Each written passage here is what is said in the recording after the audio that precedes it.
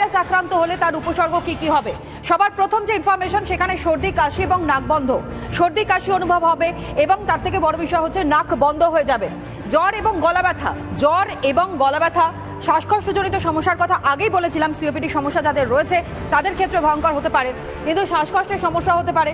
পাশাপাশি ইনফরমেশনগুলো আপনাদের সামনে আমরা তুলে ধরছি এই এইচএমপিভি ভাইরাস এবং সেই এইচএমপিভি ভাইরাসের উপসর্গগুলো কি কি, যে উপসর্গগুলো দেখলে কিছুটা হলো আপনাদের সচেতনতার যেমন প্রয়োজন রয়েছে, ঠিক তার পাশাপাশি চিকিৎসকদের কাছেও যাওয়ার প্রয়োজন রয়েছে।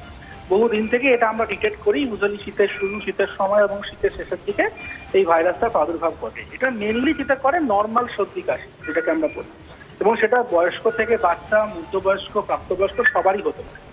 অধিকাংশ ক্ষেত্রে এটা ট্রিভিয়াল অসুখ করে, নর্মাল সর্দি, হাঁচি, কাশি, জ্বর হয়ে কমে যায়।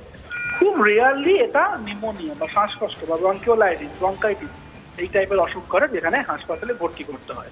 এই সিভিয়ার ইলনেস হিউম্যান মেটানিউমো ভাইরাসের তাদেরই হয় যারা usually extremes of ages, usually less than 5 years, specially less than 1 year এবং মোর দেন 65 ইয়ার্স, এবং যাদের কোমরবিডিটি রয়েছে।